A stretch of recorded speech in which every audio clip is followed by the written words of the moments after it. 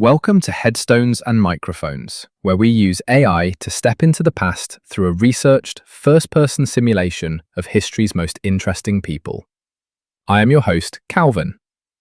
While we've added some creative storytelling, our goal is to inspire your own study of these fascinating lives. Now, let's meet our guest. Sir Arthur, it is an absolute honour to have you here on the show today. For those who may somehow not know who you are, who are you? I am Sir Arthur Conan Doyle. Most folks know me as the literary fellow who gave the world the pipe-smoking detective Sherlock Holmes and his loyal companion, Dr. Watson. But I was also a medical doctor, an adventurer, a keen sportsman, and an ardent investigator of spiritual matters. I wore quite a few hats in my time. You certainly did. Let's go back to the very beginning. When and where were you born? I entered this grand world on May 22nd, 1859, right in the beautiful city of Edinburgh, Scotland. Such a historic city to start a life journey. What was your given name at birth? At my baptism, I was given the full name of Arthur Ignatius Conan Doyle. That has a wonderfully distinguished ring to it. Is there a story behind your birth name? Indeed there is. My family line is rooted deeply in Irish Catholic heritage, which accounts for the traditional name Ignatius. As for Conan, that stems from my grandmother, Mary Ann Conan, who married my grandfather, John Doyle. While there is always a bit of friendly debate among scholars whether Conan is a middle name or part of a compound surname, I always took immense pride in it and famously signed my name as A. Conan Doyle. It certainly became a name recognized across the globe. What was your hometown like growing up? Edinburgh was a city of stark contrast back then. On one hand, it was a magnificent cultural hub, filled with breathtaking architecture, rich history, and brilliant intellectual minds. On the other hand, the working-class areas faced incredibly harsh realities, with families packing into crowded, gray tenements. It was a place where grand science and deep poverty lived side by side. That environment must have left a massive impression on a young mind. What was your family life like? It was quite a turbulent household, to be frank. I was the second of 10 children born to my parents, Charles and Mary, though sadly not all of us survived infancy. My father was an architectural draftsman with a genuine artistic flair. His brothers in London were incredibly successful illustrators and artists. However, he struggled immensely with a lack of ambition and a severe, progressive battle with alcoholism. Because of the strain and poverty this brought, my mother actually sent me to live temporarily in foster care with a family friend's sister, Mary Burton, a wonderful social reformer, just to give me a stable environment away from the chaos. That sounds incredibly heavy for a child. What kind of kid were you? Oh, I was a robust, fiercely energetic lad. I absolutely adored physical activity, but my true escape was literature.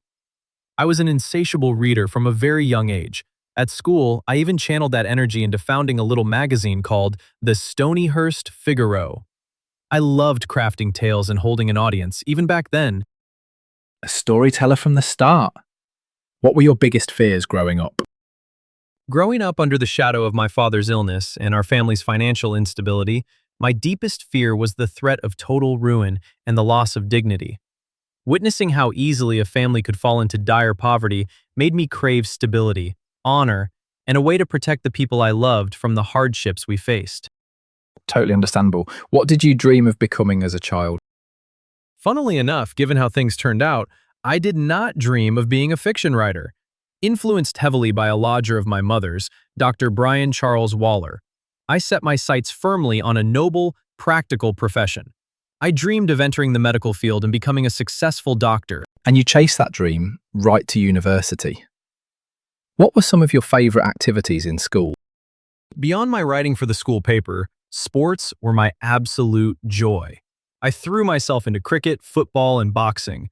I also loved diving into the grand adventure novels of Walter Scott and Jules Verne during any moment of spare time. A true mix of brains and brawn. What was your first job?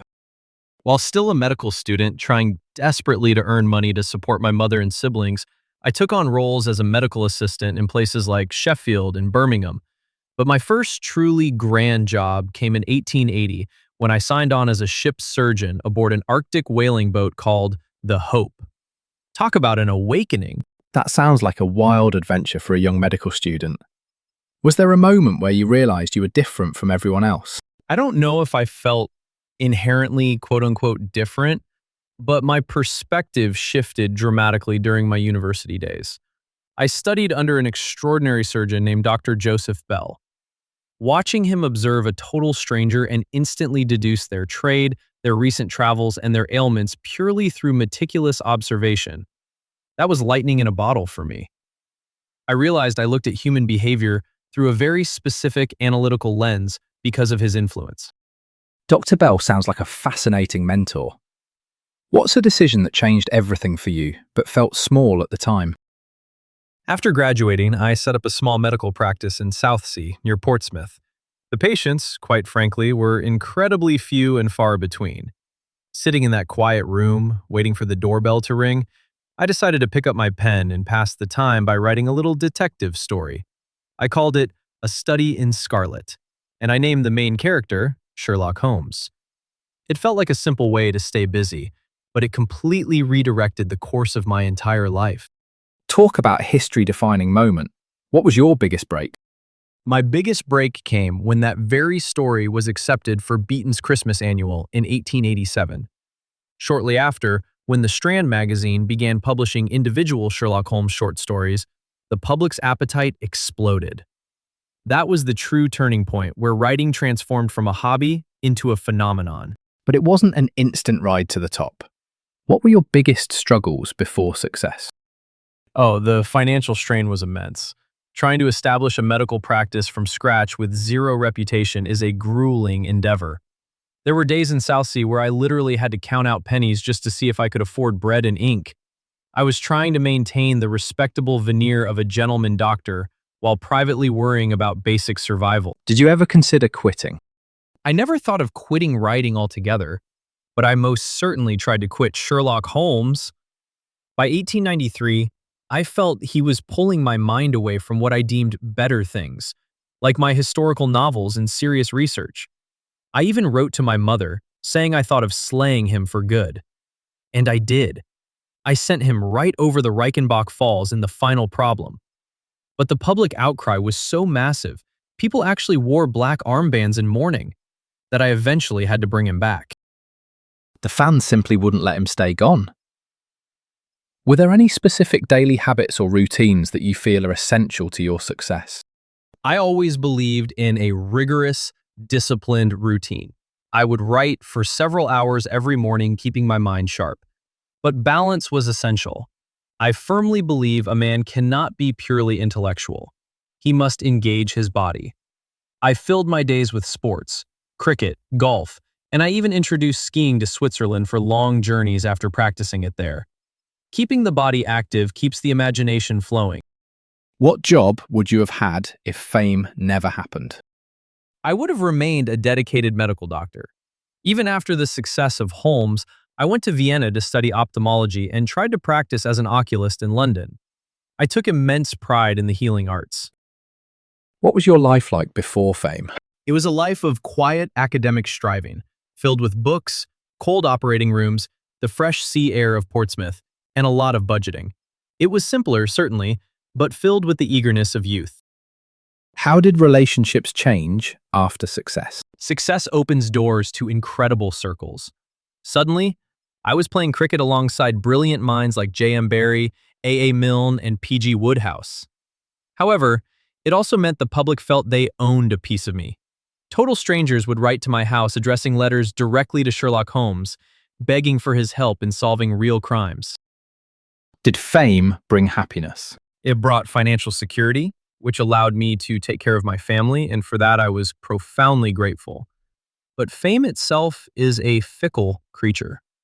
True happiness for me came from my family, my sporting achievements, and my spiritual pursuits, not from the applause of the crowd. What was the downside of becoming famous? The shadow of my own creation. I wanted to be remembered for my historical romances, my poetry, and my factual campaigns against miscarriages of justice. Yet, no matter what grand work I produced, the public only ever wanted more detective stories. It felt a bit like being chained to a giant who eclipsed everything else I stood for. What misconceptions did people have about you? Because I wrote a character who was entirely cold, logical, and scientific, many assumed I must be exactly like Holmes. In truth, I was far closer to Watson, a bit sentimental, deeply invested in human emotion, and profoundly open to the mysteries of the universe that science couldn't quite explain. What was your darkest moment? Serving as a civilian doctor during the Second Boer War in South Africa, witnessing the horrific realities of the battlefield, the rampant disease, and the intense suffering of the soldiers was deeply harrowing. It changed my worldview entirely and spurred me to write extensively to defend our nation's actions and try to improve military conditions. What past regrets did you carry that you spoke about? My deepest regrets often centered around the early struggles of my first wife, Louisa, during her long illness, and the heavy toll it took on our family. I always wished I could have done more to shield those I loved from the hardships of life. What's something people misunderstood about your life? My absolute devotion to spiritualism in my later years. Many people thought a man of science and logic had simply lost his wits. But to me, studying the unseen world and psychic phenomena was the ultimate frontier of logic and exploration. I approached it with the same rigorous curiosity I gave to medicine. Tell me about a time when everything went wrong and how did you handle it? When I first went to Vienna to study ophthalmology, I quickly discovered I couldn't understand the complex German medical terms being used in the lectures. My entire medical advancement plan evaporated in a matter of weeks. Instead of despairing, I pivoted. I spent the rest of my stay ice skating with my wife, enjoying the culture, and focusing heavily on my writing. You must always adapt to the storm. Did fame and fortune change your life? It completely altered my daily station, yes. I was knighted by King Edward VII in 1902, which I believe was largely for my pamphlets defending Britain's role in the Boer War rather than my fiction.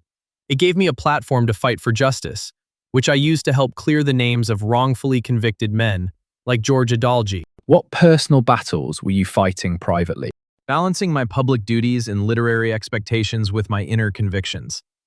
Embracing spiritualism openly brought immense skepticism and ridicule from the press and colleagues, but I had to stand firm in what I believed to be true, regardless of the cost to my reputation. Who had the biggest influence on your life? Without question, my mother, Mary. She was a master storyteller herself, deeply versed in heraldry and history.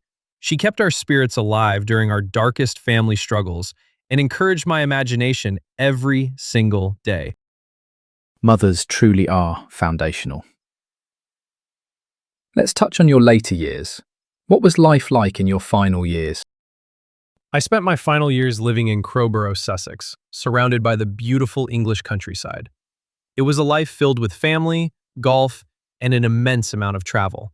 I traveled over 50,000 miles to speak to hundreds of thousands of people about my spiritual research. What were you working on in your career before you passed away? I was entirely devoted to writing books and essays regarding psychic phenomena and the survival of the soul. I felt my literary fame was merely a tool given to me to draw a crowd for this much larger spiritual mission. When and where and how did you pass away, and how old were you? I passed away on July 7, 1930, at my home in Crowborough, Sussex. I was 71 years old, and I left this world peacefully in my garden, holding a flower, with my family by my side. What a peaceful image. What's a random fact about you most people have never heard? I was once a judge for the world's very first major bodybuilding competition. It was organized by Eugene Sandow in 1901 at the Royal Albert Hall. No way. That is incredible. What's the craziest rumor ever told about you? Oh, there were always wild rumors that I was secretly a member of some shadowy occult secret society plotting to deceive the public with spiritualism. In reality, everything I did was completely out in the open for anyone to judge. What was your most unique habit? I had a habit of constructing physical solutions to problems. For instance, after the poor marksmanship showing in the Boer War, I built a 100-yard rifle range right at my home to train the local working-class men myself. What was your favorite food? I always partial to simple, hearty British fare. A proper roast beef with Yorkshire pudding and a good, strong cup of tea was heaven to me. Did you have a favorite restaurant? I didn't frequent flashy restaurants much, but I thoroughly enjoyed the dining rooms of my clubs in London, where I could enjoy a meal with fellow writers and sportsmen. What was your favorite book? I held a lifelong reverence for the historical works of Sir Walter Scott. His ability to bring the chivalry and honor of the past alive always spoke to my soul. Did you have any known rivalries? Not a bitter one, but I had a wonderfully public, spirited debate with the great magician Harry Houdini. We were great friends, but we clashed fiercely over the legitimacy of spiritual mediums. We agreed to disagree, but it was quite the intellectual sparring match. Tell us a story nobody talks about. In 1909, I was actually invited to referee the heavyweight championship boxing match between James Jeffries and Jack Johnson out in Nevada. My friends thought I was mad and warned me I'd end up facing a revolver, but I was genuinely tempted. Ultimately, my schedule prevented it, but oh, what a story that would have been. That would have been legendary. What's your funniest behind-the-scenes moment? Writing a comic opera libretto called Jane Annie with J.M. Barrie. It was an absolute flop. We sat in the theater watching it fail, but we couldn't help but laugh at our own theatrical ineptitude. Did you ever prank someone? I preferred good-natured sporting banter, but during our cricket matches with the Authors 11, we would constantly tease one another about our writing speeds and literary reviews. What was the most outlandish purchase you made? Buying and operating early motor cars. I was an early enthusiast of motoring when it was still quite a temperamental and expensive adventure. What advice would you give people chasing success? Work with discipline. Maintain the highest standards of honor and chivalry in your dealings, and never let your professional life crowd out the physical and spiritual exploration of this magnificent world. Sir Arthur, do you have any closing remarks about the interview or the stories you shared that you would like to share with the listeners before signing off? Only that life is a grand adventure, meant to be explored with an open mind and a courageous heart. Do not limit your worldview to only what you can touch and see. Thank you so much for having me on the show, Calvin. It has been an absolute pleasure. The pleasure was all ours. Today we took a fantastic trip into the life of Sir Arthur Conan Doyle, discovering the energetic sportsman, dedicated doctor, and adventurous spirit behind the world's most famous detective. And that wraps up another conversation from Beyond the Grave. Thanks for joining us on the Headstones and Microphones podcast. Remember, legends may die, but their stories never do. Please help spread the word by sharing and following the pod.